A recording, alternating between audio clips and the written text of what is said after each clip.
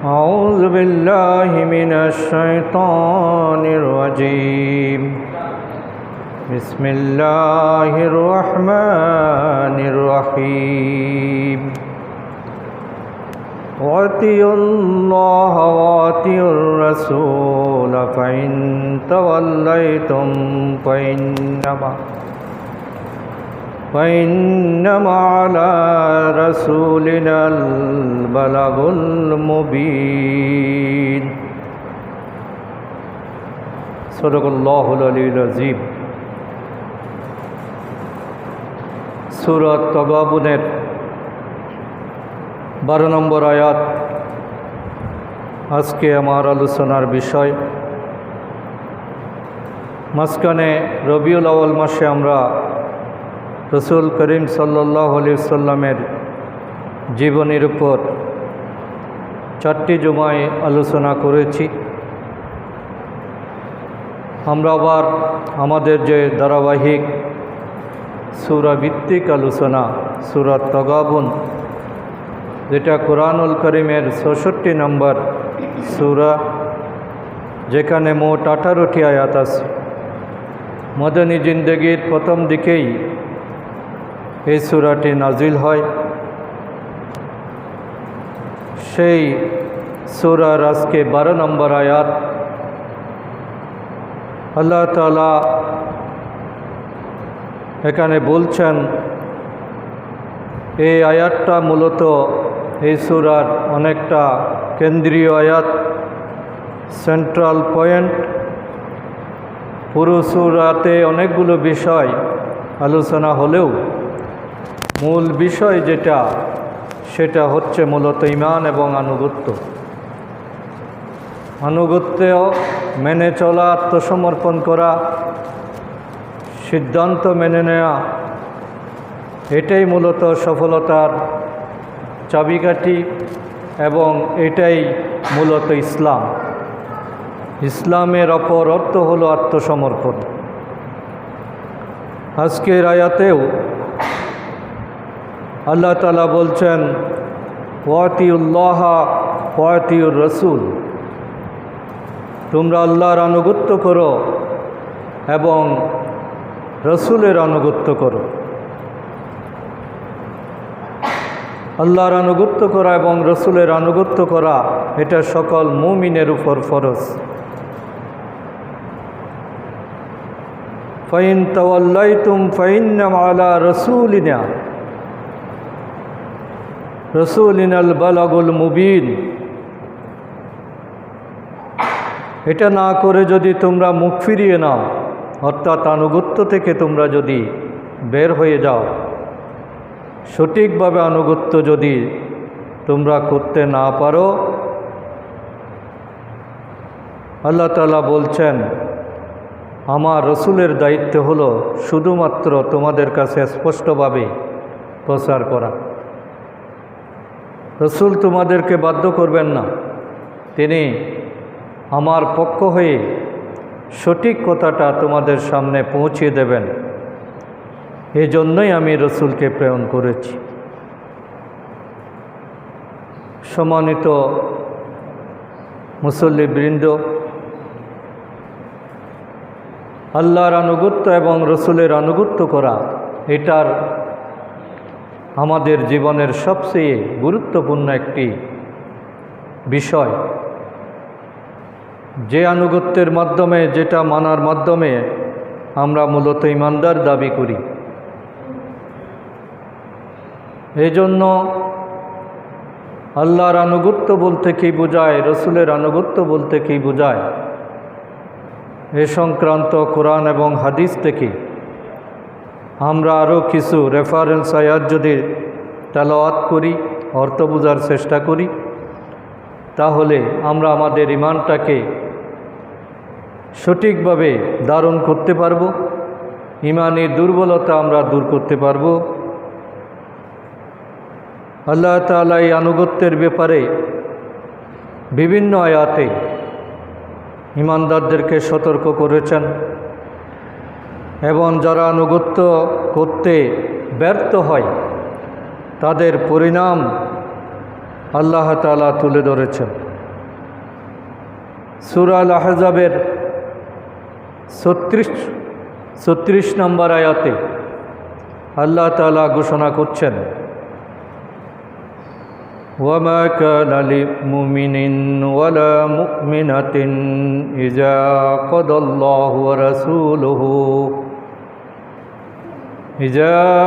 اللَّهُ وَرَسُولُهُ أَمْرًا أَنْ يَكُونَ لَهُمُ الْخِيَرَةُ مِنْ أَمْرِهِمْ وَمَنْ يَعْصِ اللَّهَ وَرَسُولَهُ فَقَدْ ضَلَّ ضَلَالًا مُبِينًا। আল্লাহ তাআলা বলছেন, ওয়ামা কানা লিমুমিনিন ওয়ালা মুমিনাতিন, কোনো মুমিন পুরুষ এবং কোনো মুমিন নারী তাদের সামনে যখন ইজা কদাল্লাহু ওয়া রাসূলুহু আমরান, আল্লাহ এবং তার রসুল যখন কোনো ফয়সালা দিয়ে দেন, আল্লাহর পক্ষ থেকে এবং রসুলের পক্ষ থেকে কোনো মুমিন নারী পুরুষের কাছে যখন সিদ্ধান্ত বা ফয়সালা জানিয়ে দেওয়া হয়, আইয়াকুনা লাহুমুল খিয়ারাতু মিন আমরিহিম, তাদের ভিন্ন কোনো সিদ্ধান্ত নেওয়ার কোনো এখতিয়ার নেই। আল্লাহ যা বলেছেন, রসুল যা বলেছেন সেটা মেনে নেওয়াই তাদের ঈমানের দাবি। কোনো নারী পুরুষ এটাকে চ্যালেঞ্জ করতে পারে না, এই ব্যাপারে বিপরীত কোনো ধারণা পোষণ করতে পারে না। আল্লাহ কেন বললেন, এ সময় কেন বললেন, এভাবে কেন বললেন, কোনো ধরনের যুক্তি দেয়া, সময় ক্ষেপণ করা, পক্ষে বিপক্ষে কথা বলা, এটা মুমিন নারী পুরুষের জন্য জায়েজ নেই। মুমিন নারী পুরুষের বৈশিষ্ট্যই হলো তাদের সামনে যখন আল্লাহ এবং তার রসুল কোনো সিদ্ধান্ত জানিয়ে দেবেন, তখন সেটা বিনা প্রশ্নে নিঃসংকোচে আন্তরিকতার সাথে সেটা আমল করার চেষ্টা করা। এটা যদি না হয়, وَمَنْ يَعْصِ اللَّهَ وَرَسُولَهُ فَقَدْ ضَلَّ ضَلَالًا مُبِينًا, যারা আল্লাহ এবং তার রসুলকে অমান্য করবে, আল্লাহ এবং তার রসুলকে অমান্য করা মানে আল্লাহর সিদ্ধান্ত বাস্তবায়ন না করা, রসুলের কর্মপন্থাকে, রসুলের আদেশ নিষেধকে ঠিকভাবে পালন না করা, এই অপরাধে যারা অপরাধী হবে, ফাকাদ দাল্লা দালালাম মুবিনা, তারা হবে সুস্পষ্ট বিপদগামী, তাদের আর হেদায়েতের কোনো পথ থাকবে না। কল্যাণ, হেদায়াত, জান্নাতের রাস্তা তাদের থেকে অনেক দূরে চলে যাবে। এই জন্য হেদায়েতের সঠিক পথ হলো আল্লাহ এবং তার রসুল যা নিয়ে এসেছেন, যা করতে বলেছেন, সেগুলো বিনা প্রশ্নে আন্তরিকতার সাথে সেগুলো অনুসরণ করা। একই ধরনের আয়াত আমরা সূরা নিসার 59 নম্বর আয়াতও দেখতে পাই।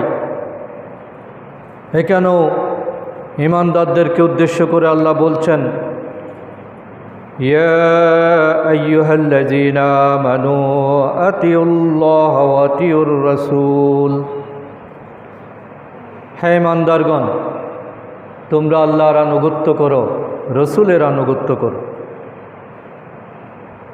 আতিউল্লাহ ওয়া আতিউর রাসূল ওয়া উলিল আমরি মিনকুম, এবং আনুগত্য করো তাদের যারা তোমাদের দায়িত্বশীল, উলিল আমর, অর্থাৎ আল্লাহ এবং তার রসুলের দিকে যারা আহ্বান করে, যারা পরিচালিত করে, ইসলামী আন্দোলনের ওই সমস্ত নেতৃত্বের আনুগত্যও তোমরা পালন করো।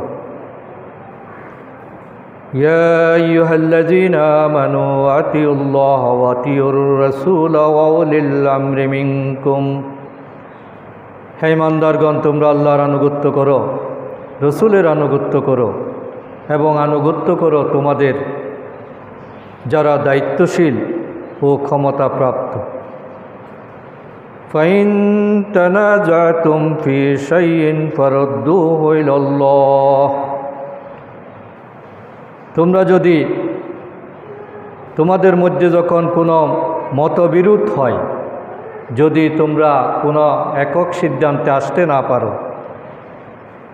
নেতৃত্বের সিদ্ধান্ত মানতে গিয়ে যদি ভিন্ন মত হয়, ফাইন তানাজাতুম ফি শাইইন, যে কোনো বিষয়ে তোমাদের মধ্যে যদি মতবিরোধ দেখা দেয়, তখন তোমাদের করণীয় হলো ফারুদ্দুহু ইলাল্লাহি ওয়ার রাসূল, তোমরা আল্লাহ এবং তার রসুল কি বলেছেন, কোরআন এবং হাদিসের দিকেই তোমরা ফিরে যাবে।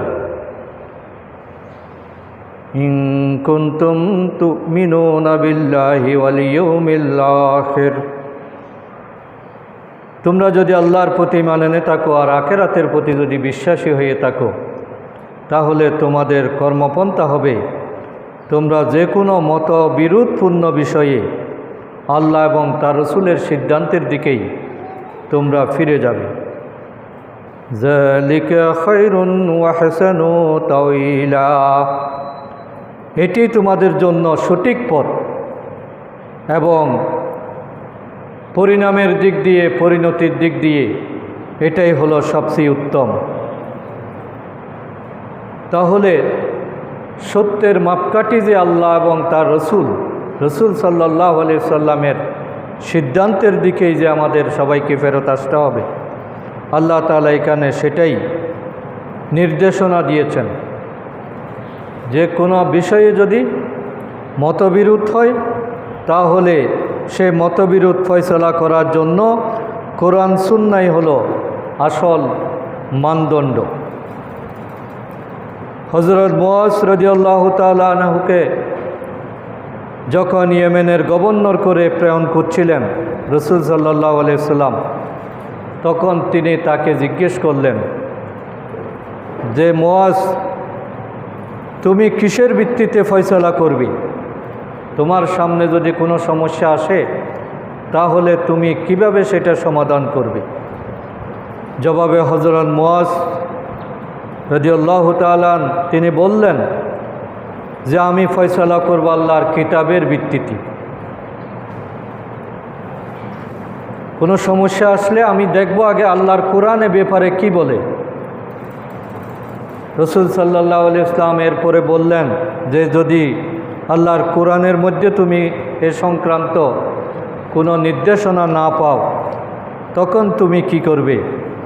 তখন তিনি বললেন, আমি আল্লাহ রসুলের সাহায্য নেব, অর্থাৎ হাদিসে কি বলা হয়েছে আমি সেটা দেখব, আল্লাহ রসুলের জীবন থেকে আমি ফয়সালা করার চেষ্টা করব।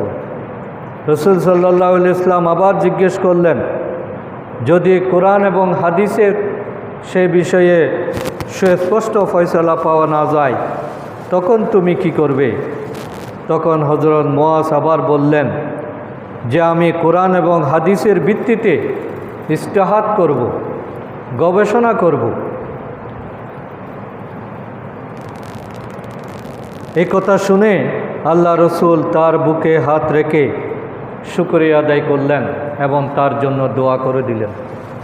তাহলে ইসলামের যে কোনো বিষয়ে, আমাদের জীবন পরিচালনার যে কোনো বিষয়ে সিদ্ধান্ত নেওয়ার জন্য এটাই হলো নীতিমালা। প্রথমে আমাদেরকে দেখতে হবে কোরআনে কি বলা আছে।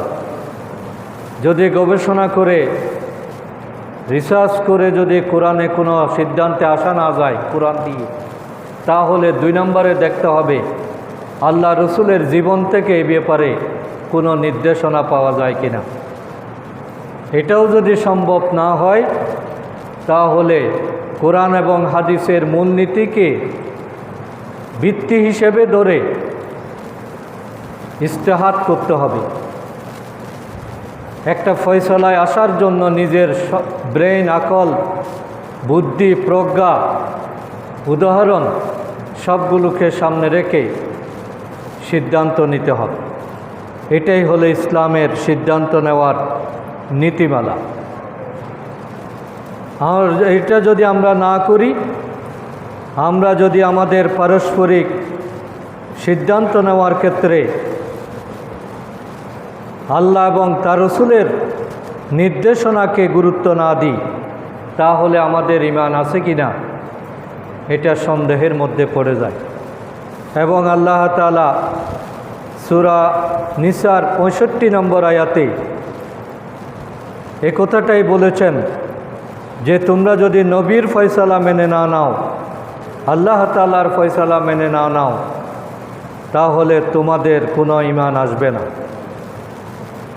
আল্লাহ শপথ করে বলছেন, ফলা ওয়ারাব্বিকা, যে তোমার রবের শপথ, ফলা ওয়ারাব্বিকা লা ইউমিনুনা হাত্তা, তোমাদের কেউ কখনো ঈমানদার হতে পারবে না। লা ইউমিনুনা হাত্তা, ততক্ষণ পর্যন্ত তোমরা ঈমানদার হতে পারবে না। ইউহাক্কিমুকা ফীমা শাজারা, ইউহাক্কিমুকা ফীমা শাজারা বাইনাহুম সুম্মা লা ইয়াজিদু ফি আনফুসিহিম খারাজান মিম্মা কাদাইতা ওয়া ইউসাল্লিমু তাসলিমা। তোমরা ততক্ষণ পর্যন্ত ঈমানদার হতে পারবে না যতক্ষণ পারস্পরিক যে কোনো বিবাদের মধ্যে, যে কোনো মতবিরোধে তোমরা যদি তোমাদের হাকিম নিযুক্ত না করো এবং আল্লাহ রসুল যেটা সিদ্ধান্ত দিয়েছেন এটার ব্যাপারে যদি তোমাদের মনে কোনো দ্বিধা থাকে, তোমরা যদি সেটা আন্তরিকতার সাথে মেনে নিতে না পারো, যে রসুল এভাবে কেন বললেন, এটা যদি তোমাদের মনের মধ্যে অসন্তোষ থাকে, তোমার মন যদি সায় না দেয়, তাহলে তুমি কখনো ঈমানদার হতে পারবে না। হাত্তা ইউহাক্কিমুকা ফীমা শাজারা বাইনাহুম, তোমাদের নিজেদের পারস্পরিক যে কোনো বিবাদে তোমরা যদি মেনে নিতে না পারো, সুম্মা লা ইয়াজিদু ফি আনফুসিহিম হারাজাম মিম্মা কাদাইতা ওয়া ইউসাল্লিমু তাসলিমা, আল্লাহ তাআলার ফয়সালার ব্যাপারে তোমাদের মনে যদি কোনো দ্বিধা থাকে, সংশয় থাকে, আপত্তি থাকে এবং তোমরা অন্তর থেকে প্রশান্ত চিত্তে যদি সেটা মেনে নিতে না পারো, তাহলে তোমাদের ঈমান কখনো আসবে না। আল্লাহ রসুল এটার ব্যাখ্যা দিতে গিয়ে হাদিসের মধ্যে বলেছেন যে আল্লাহর আনুগত্য এবং রসুলের আনুগত্য কাকে বলে, এবং আল্লাহ এবং তার রসুলের সিদ্ধান্তকে মেনে নেওয়া যে ঈমানের বৈশিষ্ট্য, সব কিছুর উপরে আল্লাহর সিদ্ধান্ত, রসুলের সিদ্ধান্তকে অগ্রাধিকার দেওয়া, এটাই যে ঈমান, আল্লাহর রসুল সেটা তুলে ধরেছে। লা ইউমিনু আহাদুকুম হাত্তা আকুনা আহাব্বা ইলাইহি, তোমাদের কেউ ঈমানদার হতে পারবে না যদি তার অন্তরে ভালোবাসাটা, আল্লাহর ভালোবাসাটা অধিক না হয়। লা ইউমিনু আহাদুকুম হাত্তা আকুনা আহাব্বা ইলাইহি মিন ওয়ালিদিহি ওয়া ওয়ালাদিহি ওয়ান নাসি আজমাইন, নিজের পিতা, নিজের সন্তান এবং দুনিয়ার সমস্ত মানুষ অপেক্ষা আমি যদি তার কাছে অধিক প্রিয় না হই, তাহলে সে কখনো ঈমানদার হতে পারবে না। এই জন্য বাবার চাহিদা কি, ছেলের চাহিদা কি, সমাজ কি চায়, জনগণ কি চায়, এটার চেয়ে গুরুত্বপূর্ণ হলো আল্লাহ এবং তার রসুল এটা সমর্থন করেন কিনা, আল্লাহ রসুলের সুন্নতের মধ্যে এটা পাওয়া যায় কিনা। দুনিয়ার কে কি মনে করলো এটা দিয়ে ঈমান যাচাই করা যাবে না। ঈমান হওয়ার জন্য আল্লাহ এবং তার রসুলের অধীনেই আমাদের রুচি, আমাদের মানসিকতা, আমাদের সিদ্ধান্ত আমাদের কর্মপন্থা, আমাদের পরিকল্পনা এগুলো এর আলোকে হতে হবে। কোথাও কোনো কমানো যাবে না, বাড়ানো যাবে না। এবং আল্লাহ রসুলের সিদ্ধান্তের বাইরে কোনো সিদ্ধান্ত নেওয়া যাবে না। কোথাও কোনো ধরনের বাড়াবাড়ি করা যাবে না।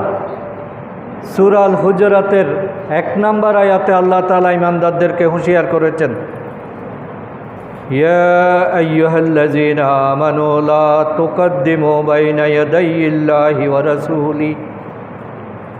হে ঈমানদার লোকেরা, তোমরা আল্লাহ এবং তার রসুলের সামনে কোনো বিষয়ে অগ্রগামী হয়ে যেও না। লা তুকদ্দিমু, তোমরা আগ বাড়িয়ে যেও না, তোমরা বাড়াবাড়ি করো না। ইয়াদাইল্লাহি ওয়া রাসূলিহি, আল্লাহর সিদ্ধান্ত, রসুলের সিদ্ধান্ত, এর বাইরে তোমরা এটাকে বাদ দিয়ে তোমরা আগ বাড়িও না। এক্ষেত্রে তোমাদের করণীয় হলো ওয়াত্তাকুল্লাহ, তোমরা আল্লাহকে ভয় করো। আল্লাহকে ভয় করলে আল্লাহর আনুগত্য করা, রসুলের আনুগত্য করা সহজ হয়ে যায়। ইন্নাল্লাহা সামিউন আলিম। এবং তোমাদের এই আনুগত্যটা আন্তরিকভাবে হচ্ছে কিনা আল্লাহ কিন্তু তোমার মনের খবর জানেন। তুমি কি কারণে এটা মেনে নিচ্ছ, দুনিয়াবি কোনো স্বার্থে বা কারো ভয়ে কিনা, সেটা আল্লাহই ভালো জানেন। এই জন্য আনুগত্যটা হতে হবে একান্ত আন্তরিকভাবে। আল্লাহ বলেছেন আমি মানব, এই ব্যাপারে কোনো ধরনের মনের বক্রতা সৃষ্টি করা যাবে না। আর আল্লাহ রসুলের সিদ্ধান্তের ব্যাপারেও কোনো ধরনের প্রশ্ন করা যাবে না। এইভাবে নিঃসংকোচে মেনে নেওয়া, আনুগত্য করা, এটারই নাম হলো ইসলাম। ইসলাম মানেই হলো আত্মসমর্পণ করা। মুসলিম মানে হলো আত্মসমর্পণকারী, যেই কোরআন এবং হাদিসের সমস্ত বিধানকে নিজের জীবনে বাস্তবায়নের সিদ্ধান্ত গ্রহণ করে, সেই হলো সত্যিকার মুসলিম। এখন আমি যদি মসজিদে কোরআন হাদিসের আইন মানি আর রাজনীতিতে যদি আইন না মানি, তাহলে এটা আনুগত্য হলো না। আমি ইবাদতের ক্ষেত্রে আল্লাহর আইন মানলাম, রসুলের আদর্শ মানলাম, রোজার ক্ষেত্রে, হজের ক্ষেত্রে, জাকাতের ক্ষেত্রে, কিন্তু ব্যবসা বাণিজ্যের ক্ষেত্রে আমি মানলাম না, তাহলে এটা আনুগত্য হলো না। আনুগত্যটা সার্বক্ষণিক একটা বিষয়। আল্লাহ এবং রসুলের আনুগত্য হতে হবে সার্বজনীন, সার্বক্ষণিক, নিঃসংকোচে, নির্দ্বিধায়, আন্তরিকভাবে, কমপ্লিটলি, সর্বান্তকরণে এবং আত্মসমর্পণের মনোভাব নিয়ে। মনের মধ্যে কোনো কালিমে রাখা যাবে না, কোনো পিছুটান রাখা যাবে না। মন থেকেই সেটা আনুগত্যটা আসতে হবে আন্তরিকতা দিয়ে। কারণ আমরা যখন আল্লাহর বান্দা বা আল্লাহর গোলাম, এটা কোনো সময়ের জন্য নয়, কোনো বিশেষ পরিস্থিতিতে নয়। আমরা হলাম সার্বক্ষণিক আল্লাহর গোলাম। আমি যখন পরিবারে থাকি তখনও আল্লাহর গোলাম, আমি যখন মসজিদে আসি তখনও আল্লাহর গোলাম, আমি যখন কৃষিকাজ করি তখনও আল্লাহর গোলাম, আমি যখন গাড়ি চালাই তখনও আল্লাহর গোলাম। সুতরাং একটা মুহূর্ত আল্লাহর গোলামের বাইরে গিয়ে নিজেকে স্বাধীন মনে করা, এটা ইমানদারের বৈশিষ্ট্য নয়। এজন্য গোলাম সবসময়ের জন্যই গোলাম, বান্দা সবসময়ের জন্যই বান্দা। আমাদের পুরো জিন্দেগিটা হলো ইবাদত। আমরা যেটাই আল্লাহর গোলামি, সেটাই ইবাদত। আল্লাহর গোলামির বাইরে যদি আমি কোনো কাজ করি, আল্লাহর সন্তুষ্টির বাইরে মানুষকে খুশি করার জন্য রসমের দোহাই দিয়ে কাউকে খুশি করার জন্য যদি আমি কাজ করি, সেটা ভালো কাজ হলেও ইবাদতের সওয়াব পাওয়া যাবে না। ইবাদত হওয়ার জন্য আল্লাহর সন্তোষ অর্জন, এটা গুরুত্বপূর্ণ। আর পদ্ধতিটা হতে হবে রসুলের। রসুলের সিস্টেমের বাইরে গিয়ে আল্লাহকে রাজি করানোর কোনো পথ নাই। কারণ কোরআন এসেছে রসুলের মাধ্যমে, আর আল্লাহর সমস্ত হুকুম কিভাবে পালন করতে হয় আল্লাহ রসুল সেটা আমাদেরকে শিখিয়েছেন। আমাদেরকে মনে করতে হবে যে আল্লাহ এবং তার রসুলের সকল সিদ্ধান্তই যুগ উপযোগী, বিজ্ঞানভিত্তিক, কল্যাণময়, এবং এটা স্রষ্টার পক্ষ থেকে দেওয়া আমাদের জন্য উপহার। আল্লাহর কোনো সিদ্ধান্তই আমাদের জন্য ক্ষতিকর নয়, এই ধারণাটা পোষণ করতে হবে। যে সকালবেলা ঘুমালে অনেক আরাম লাগে, এখন আল্লাহ কেন উঠতে বলছে? আমার কাছে তো এটা কষ্টকর মনে হয়। আমার কাছে যে কষ্টকর মনে হয় এটা আমার দুর্বলতা, এটা আমার ইমানের দুর্বলতা, এটা শয়তানি ওয়াসওয়াসা। কিন্তু আল্লাহ বলছেন আস-সালাতু খায়রুম মিনান নাওম, ঘুমের চেয়ে নামাজ উত্তম। তাহলে আল্লাহর সিদ্ধান্তটাকে অন্তরে দিয়ে মেনে নেওয়া, এটাই হলো ইমানদারদের বৈশিষ্ট্য। এবং বিজ্ঞান যত আধুনিক হচ্ছে, আল্লাহ তাআলা যত হুকুম আহকাম আমাদের জন্য ফরজ করেছেন, বিশেষ করে সমস্ত ফরজ ইবাদতগুলো মানুষের কল্যাণের জন্যই নিবেদিত। একটা মানুষ যদি দৈনিক সিজদা না দেয়, এই যে আল্লাহ তাআলা সিজদা দেওয়াটাকে ফরজ করেছেন, সিজদা না দিলে তার শারীরিক ক্ষতি হবে। কারণ মানুষের ব্লাড সার্কুলেশন যেটা, এটা সিজদার মাধ্যমেই পূর্ণতা পায়। একটা মানুষ যদি সবসময় দাঁড়িয়ে থাকে, বসে থাকে, শুয়ে থাকে, সিজদা না দেয়, তাহলে তার ব্লাড সার্কুলেশনটা ব্রেনের মধ্যে সঠিকভাবে পৌঁছবে না, যেটা একমাত্র সিজদার মাধ্যমেই সম্ভব। তাহলে আল্লাহ যে নামাজ ফরজ করেছেন, এটা আমাকে সুস্থ রাখার জন্যই করেছেন। 5 বার যে আল্লাহর কাছে হাজিরা দিতে বলেছেন, এটা আমার কল্যাণের জন্যই বলেছেন। বছরে 1 মাস যে উপোস থাকতে বলেছেন 12 ঘন্টা, এটা আমার কল্যাণের জন্যই বলেছেন। আমার সম্পদের 2.5% দান করার জন্য যে বলেছেন, যাকাতটা ফরজ করেছেন, এটা আমার কল্যাণের জন্যই বলেছেন। আল্লাহর প্রত্যেকটা হুকুমের মধ্যেই মানুষের জন্য উপকার আছে, মানব জাতির কল্যাণ নিহিত। এটা মনে করেই আমাদেরকে আল্লাহর হুকুম পালনের অভ্যাস সৃষ্টি করতে হবে। এক্ষেত্রে পরিবেশ, পরিস্থিতি, সময়, বয়স, অন্য কোনো অজুহাত পেশ করা যাবে না। যখন সময় খারাপ, এখনও নামাজ পড়ার বয়স হয় নাই, এখনও রোজা রাখার টাইম আসে নাই, এই বছর খুব বেশি গরম, আগামী বছর রাখবো, মেয়েটা বিয়ে দিয়ে দিই, পরে হজ করতে যাব, আমি যাকাত আগামী বছর থেকে দেব, এই ধরনের অপেক্ষা করা, এটা ইমানদারদের বৈশিষ্ট্য নয়। আজানের সাথে সাথে মসজিদে আসাটাই ইমানদারের কাজ। কারণ আল্লাহ বলেছেন আস-সালাতু খায়রুম মিনান নাওম, হাইয়া আলাস সালাহ, হাইয়া আলাল ফালাহ। তুমি কল্যাণের দিকে আসো। কিন্তু আমি যদি মনে করি যে আমি ব্যবসাতে সময় দিলে আমার কল্যাণ হবে, আমি গল্প গুজবের সময় দিলে আমার কল্যাণ হবে, না, আমার এই ধারণা ভুল। আল্লাহ যেটা কল্যাণ বলেছেন, সেটা কোনো অজুহাতে বাদ দেওয়া যাবে না। যে সময়ে যে জিনিসটা আল্লাহ ফরজ করেছেন, সেই সময় সেটা পালন করাটাই আনুগত্য। আল্লাহকে মানতে হবে সেভাবে। পরিবেশ, পরিস্থিতি ও অজুহাত দিয়ে এখান থেকে দূরে সরে থাকা যাবে না, এবং পুরোপুরিভাবে মানতে হবে রসুলের শেখানো দেখানো পথেই। কোনো ধরনের গুজামিল, কিছু বাড়িয়ে করা, কিছু কমিয়ে করা, কিছু যোগ করা, কিছু বিয়োগ করা, আপডেট করার চেষ্টা করা, এইগুলো কিন্তু শরীয়ত এলাও করে না। আনুগত্য মানে হলো আতিউল্লাহ ও আতিউর রসুল মানে হলো আল্লাহ এবং তার রসুল যখন যেটা যেভাবে যতটুকু করতে বলেছেন হুবহু সেইভাবে বাস্তবায়ন করা। আল্লাহ তাআলার ফরজ ইবাদতগুলো সার্বজনীন এবং কিয়ামত পর্যন্ত এগুলোতে কোনো পরিবর্তন আসবে না।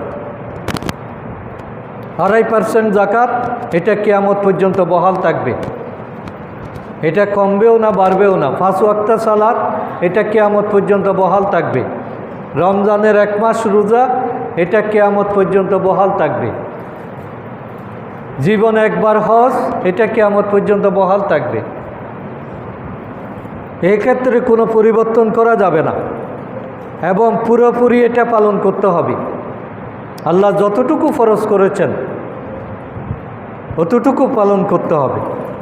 এটাই হলো ইবাদত এবং আমাদের শান্তি, আমাদের তৃপ্তি, আমাদের উন্নতি, আমাদের প্রগতি, আমাদের সমৃদ্ধি সবটাই কিন্তু কোরআন হাদিসের যথাযথ অনুসরণের মধ্যেই নিহিত। আমি যদি সংযোজন বিয়োজন করি এবং আমি যদি কিছু বাদ দিই, কিছু রেখে দিই, কিছু বাড়িয়ে করি, তাহলে আমি কিন্তু শান্তিও পাবো না, তৃপ্তিও পাবো না, আমার কাজের মধ্যে বরকত হবে না। বাড়াবাড়ির নাম ইসলাম নয়। ইসলাম হলো টু দ্য পয়েন্ট, আল্লাহ রসুলের হুবহু অনুসরণ করা। আল্লাহ রসুল নামাজে 2টা সিজদা বলেছেন, আমি যদি 3টা করি, সিজদা ভালো জিনিস, এটা করা যাবে না। আল্লাহ রসুল যতটুকু করেছেন ততটুকু করাটাই ইবাদত। সামাজিকতার দোহাই দিয়ে, রসমের দোহাই দিয়ে, তারপরে নিজের দলীয় আনুগত্য, ট্রেডিশন, তারপরে প্রতিবন্ধকতা, এগুলো কোনো কিছুকেই কোরআন হাদিসের কাউন্টার বানানো যাবে না। যখন পরিস্থিতি খারাপ, আপাতত আমি নামাজ স্থগিত রাখলাম, এটা করা যাবে না। কারণ ফরজ ইবাদত স্থগিত করার কোনো সুযোগ নেই, সর্বাবস্থায় এটা আদায় করতে হবে। সামাজিকতার দোহাই দিয়ে কোনো কবিরা গুনাহ করা, এটা আল্লাহ এবং তার রসুলের নাফরমানি করা। যেমন আমরা বিয়ে শাদিতে যৌতুক নিই, আবার বৈরাত খাই, বলে যে এগুলো সামাজিক রসম, অথচ ইসলাম এগুলো সমর্থন করে না। তারপরে আমরা সুদের উপর অর্থনীতি চালাই, বলে যে এটা দেশীয় রসম, রাষ্ট্রীয় আইনে এটা আছে। তাহলে এই কথা বলে আল্লাহর কাছে পার পাওয়া যাবে না। সকল প্রকার ভয়, প্রলোভন, ওয়াসওয়াসা, অলসতা, অক্ষমতা সবগুলোকে জয় করে, এগুলোকে ওভারকাম করে আল্লাহ এবং তার রাসূলের আনুগত্যের প্রমাণ দিতে হবে যে আমি আল্লাহ এবং তার রাসূলের বাইরে আমি কোনো চিন্তা করি না। এখন টাকনুন উপরে কাপড় পরলে কেমন কেমন লাগে, এই কথা বলে যদি আমি প্যান্টটাকে টাকনুন নিচে চলে যাই, তাহলে এটা আল্লাহ এবং তার রাসূলের আনুগত্য হলো না, কারণ এটা কবিরা গুনাহ। আমি মানুষকে খুশি করতে গিয়ে যদি কোনো কাজ করি, তাহলে আল্লাহ থেকে আমরা দূরে সরে যাব। দুনিয়াবি সকল সম্পর্কের ঊর্ধ্বে স্থান দিতে হবে আল্লাহ এবং তার রাসূলের সম্পর্ককে।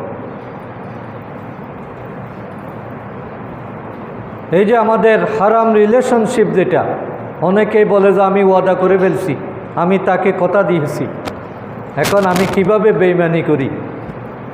আমাদের যুবক যুবতীরা অনেক সময় তারা প্রমিস করে যে তোমাকে ছেড়ে আমি যাব না, তোমার রিলেশনটা আমি আজীবন বহাল রাখব, কিন্তু আসলে এই রিলেশনটা হলো হারাম।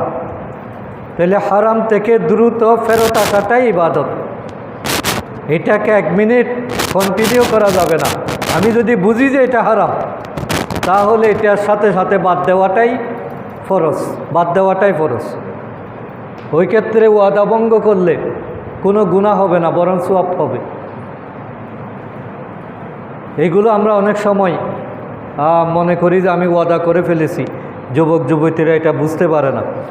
এই জন্য সকল প্রকার ঝুঁকি, ক্ষতি, অপমানকে হাসি মুখে বরণ করে নিতে হবে। ইসলাম পালন করার কারণে আল্লাহ রসুলের সন্তুষ্টির জন্য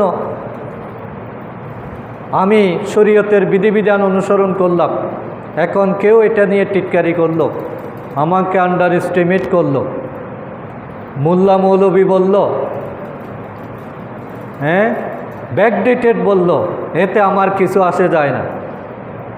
এটাই আমার অহংকার, এটা আমার অলংকার। অনেক জায়গায় রসম পালন না করলে এন্ট্রান্স দেওয়া হয় না, কিন্তু সেখানে যাওয়াটা আমার জন্য ফরজ না।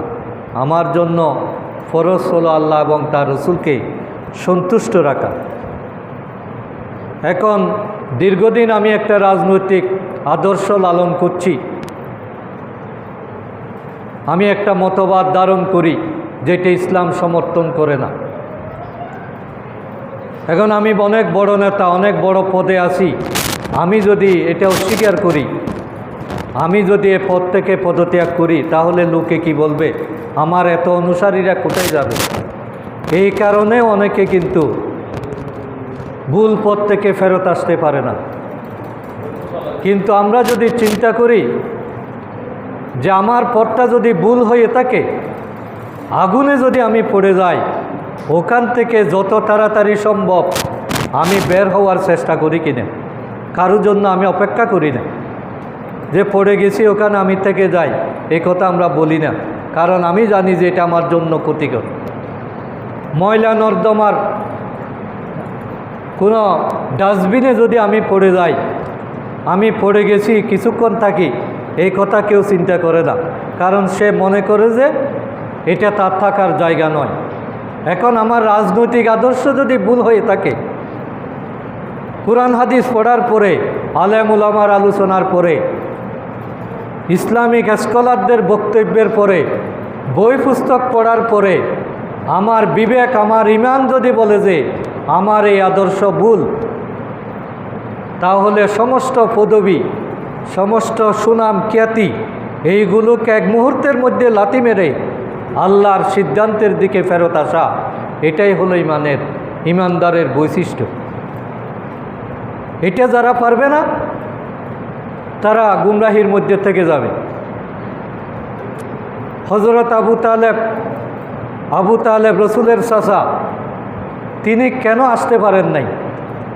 শুধুমাত্র এই কারণে, তিনি মনে করেছেন যে আমি যদি এই বয়সে রসুলের কথা মেনে নিই, তাহলে আমার সমাজ কি বলবে, আমার দল কি বলবে, আমার গোত্র কি বলবে।